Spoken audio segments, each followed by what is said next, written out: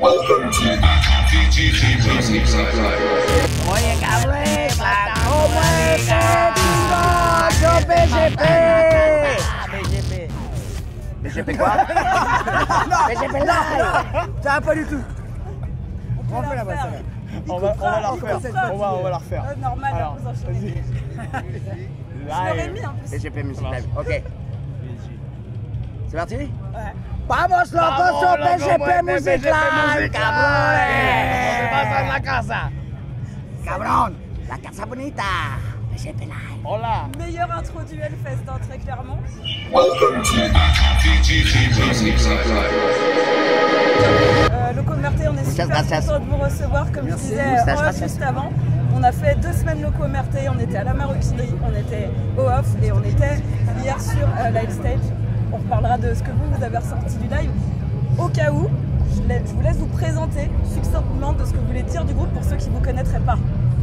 On est Loco Muerte, matando la liga, on amène le Chicano Moche, on va faire la fiesta avec vous, cabrones. El bicho, la cataría. La batería. No, cataría. La guitarra. ¡Ey! ¡Hola, qué bicho! Soy el termito, soy el cantante. El floco de la batería. Sí, Nico Loco la baja. Donc, Loco Merté, je ne vais pas aller dans le détail parce qu'en fait, ils sont là depuis début des années 2000 et encore sous ce nom-là. 2009. 2009. Ouais. 2009. Nous, on les a connus, on était passés à côté, donc c'est scène hardcore, mais plus si affinité. On les a connus grâce au 4e album, qui est en fait un album de reprise, de réarrangement de vos morceaux, sauf un nouveau. Exactement, La Vida Loca. Exactement. Alors, on sait déjà, mais pourquoi vous avez choisi de faire cet album de réarrangement à ce moment-là de votre carrière? Bah, en fait, c'était parce que on a, comme tu l'as dit, on vient plutôt de la scène underground, donc on est assez bien connu dans l'underground. Mais avec Stéphane Burier, notre producteur, il a dit voilà, vos titres ils sont mortels, il faut qu'il y ait plus de gens, on va les réenregistrer. Voilà, et on a fait quand même un inédit, La Vida Loca, mais on voulait réenregistrer ces titres avec El Termito au chant, puisque sur les 2 premiers albums, c'était notre premier chanteur, Nox de Mente. Et puis évidemment La Máquina de Guerra, El Floco, et donc on a pu les enregistrer un peu à la manière de Suicidal quand ils avaient fait Still Psycho After All These Years, qu'ils avaient enregistré plein de vieux titres avec la Dream Team.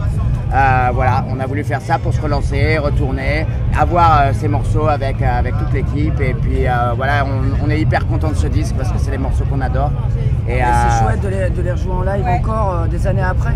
Et ça nous donne un coup de fraîcheur de fait d'avoir El Termito et El Floco, tu vois, derrière tout ça, ce qui fait que ça ramène encore une énergie, une puissance vraiment phénoménale. Et on est vraiment extrêmement content de retourner, même si on a vachement tourné avec ces morceaux avant. Le fait d'avoir cette nouvelle équipe qui est là, voilà, c'est top. On s'en lasse pas. Et donc on s'en lasse pas, quoi, effectivement. Et, donc, et puis l'autre truc qui était super, c'est qu'en fait, on a fait cet album avec Stéphane Burier et Nico HK du Vamakara Studio. Et en fait, c'est avec eux qu'on voulait faire notre prochain album, prochain vrai nouvel album. Donc en fait, ça fait une sorte de warm-up en studio. Ça nous a permis de se mettre en famille ensemble et tout ça.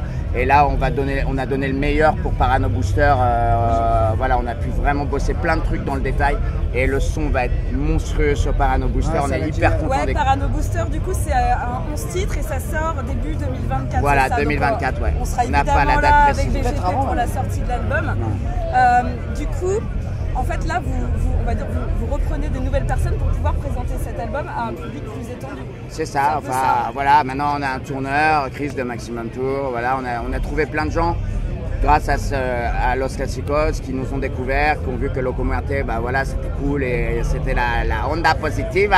C'est exactement ça. Et que voilà, je pense que c'est vrai que c'est assez peu courant des groupes français qui chantent en espagnol, qui font du crossover à l'ancienne entre Suicidal et Motorhead, côté un peu plus rock'n'roll et tout ça, punk et bon, on s'éclate et on est hyper heureux. Nous, on adore le live, quoi. On vit pour monter sur scène et c'est génial qu'on nous donne notre chance et qu'on nous invite super souvent, quoi, maintenant sur scène. Bah oui, justement, moi, en fait, avec vous, j'avais au-delà pour remettre dans un cadre et pour ceux qui ne me connaîtraient pas, je voulais juste parler live avec vous. Donc je vous ai vu 3 fois, notamment à la Maroquinerie, c'était normalement pas votre public, très clairement. Enfin, Drop Dead, voilà, c'est incroyable. Et vous avez retourné à la Maroquinerie. Clairement, le off, pareil, c'est un public compliqué parce qu'il y a les métalleux, mais il y a les badauds qui passent, etc. Vous avez retourné le off.